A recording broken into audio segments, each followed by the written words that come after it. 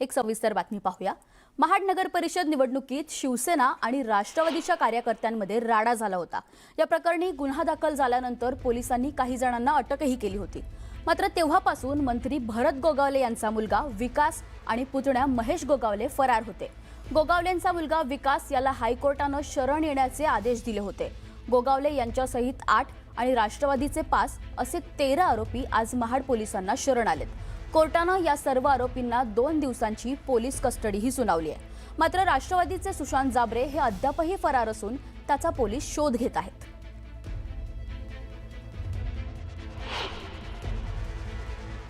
महाड शहर पोलीस स्टेशनला 2 गुन्हे दाखल झालेले होते। त्या गुन्ह्यामध्ये यापूर्वी दोन्ही गुन्ह्यांमध्ये 3 आरोपी अटक केले गेलेले होते। आज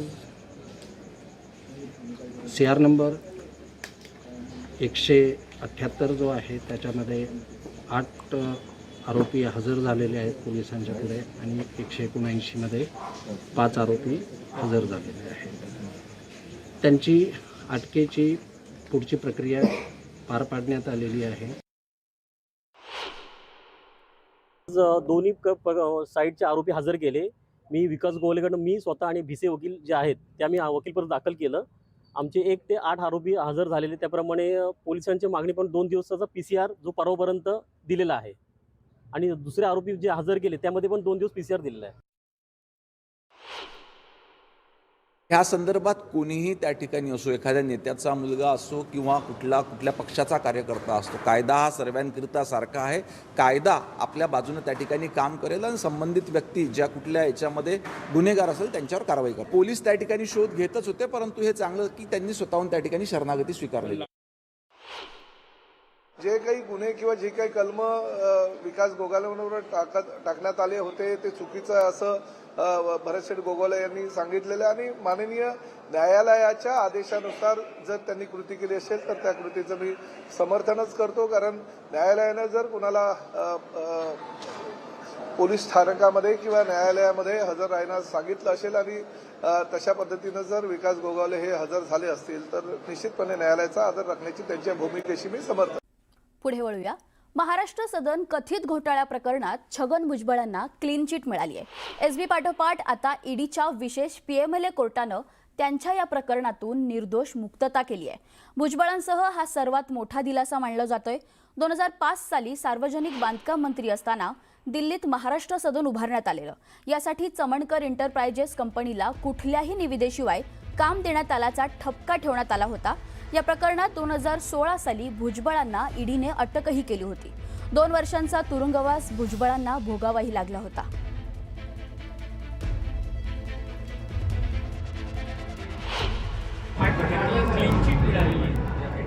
अरे काय त्याच्यात विशेष आहे? शिक्षा झाली असती तर आश्चर्य वाटलं असतं। एक लक्षात घ्या, कुणी असेल, प्रताप सरनाईक असतील, यामिनी जाधव असतील, रवींद्र वायकर असतील, बडगुजर असतील, यापैकी कुणालाही जर शिक्षा लागली तर आश्चर्याने प्रश्न निर्माण होऊ शकतो। हे सगळ्यांनी निर्दोष सुटणं बड्या लाजमी आहे।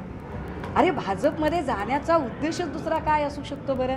त्यामुळे जे होतंय ते फार अगदी भाजपाच्या परंपरेला अनुसरून होत आहे।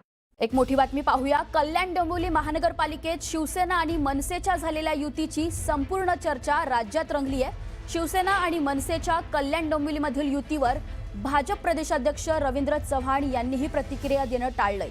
दरम्यान कल्याण डोंबिवलीतील राजकीय परिस्थितीबाबत देवेंद्र फडणवीस यांनी विचारले असता सध्या मी दावोसमधील गुंतवणुकीवर लक्ष केंद्रित केलंय। भारतात पुन्हा आल्यावर मुंबईत जे काय करार झालेत या संदर्भात उत्तर देतो, अशी प्रतिक्रिया देवेंद्र फडणवीसांनी दिली आहे।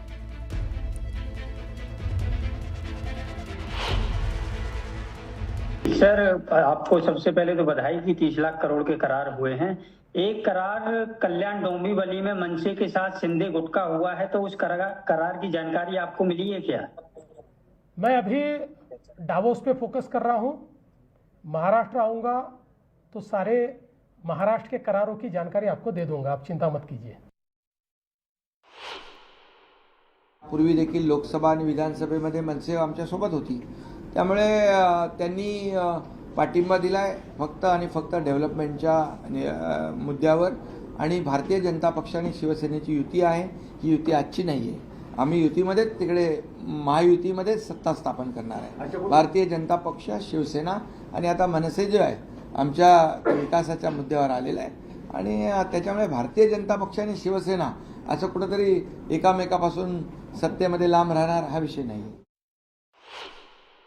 काही नोटीस किंवा कारवाई केली जाणार आहे? अजून तरी मला माहिती नाही त्या विषयावरती. साहेबांचं माझं बोलणं झालेलं आहे, परंतु अजून तरी साहेब त्याच्यावरती काय असं कळतं की राज ठाकरेंना हे सगळं माहीत होतं किंवा तशी पूर्वकल्पना तिकडच्या स्थानिक नेत्यांनी दिली होती. मला असं वाटतं की स्थानिक नेतृत्वाला आम्ही सही कल्पना दिली होती की तुम्हाला स्थानिक लेवलवरती काय करायचं ते करा, त्याप्रमाणे त्यांनी ती भूमिका घेतलेली आहे. तर दुसरीकडे षण्मुखानंद सभागृहात उद्धव ठाकरेंच्या पत्नी रश्मी ठाकरे भाऊक झाल्याचं पाहायला मिळालं.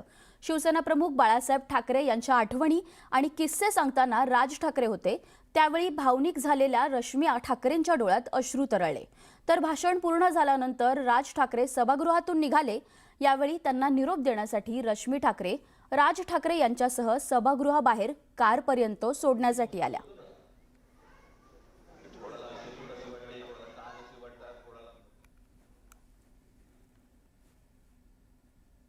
या संदर्भातच पुढची बातमी पाहूया. मनसे अध्यक्ष राज ठाकरेंनी हिंदुत्वाचा दाखला देत भाजपवर अप्रत्यक्षपणे निशाणा साधलाय. सध्या हिंदुत्वाचा बाजार मांडून ठेवल्याचं सांगत भाजपवर अप्रत्यक्षपणे टीकास्त्र डागले. हिंदुत्वाचा बाजार मांडलेला पाहून बाळासाहेब ठाकरे व्यथित झाले असते असंही राज ठाकरे म्हणालेत. तो जो हिंदुत्वाचा आज जो काही इतर सगळ्या ठिकाणी जो काही बाजार मांडून ठेवलेला आहे तो पाहिला असता निश्चित व्यथित झाले असते की अरे मी काय बोलून गेलो, मी काय सांगत होतो, मी तुम्हाला काय म्हणत होतो आणि हे आता कुठच्या परिस्थितीमध्ये तुम्ही आणलं. एखादी गोष्ट एखादा माणूस ज्यावेळेला ती घडवतो, ती घडवल्यानंतर त्याचं पुढे बाकीचे लोक काय करतात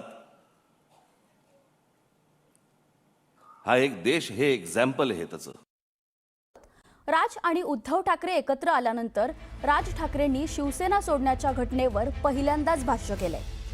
शिवसेनेतून बाहेर पडलो हे माझ्यासाठी पक्ष सोडणं नव्हतं तर घर सोडण्यासारखं होतं असं यावेळी राज ठाकरेंनी म्हटलंय.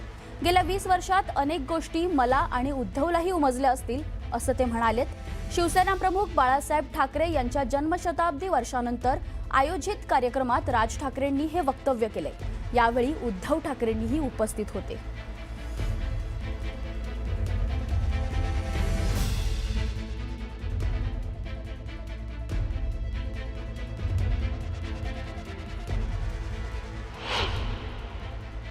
मी ज्यावेळेला बाहेर पडलो त्याच्या वेदना वेगळ्या होत्या. माझ्यासाठी पक्ष सोडणं नव्हतं, माझ्यासाठी घर सोडणं होतं.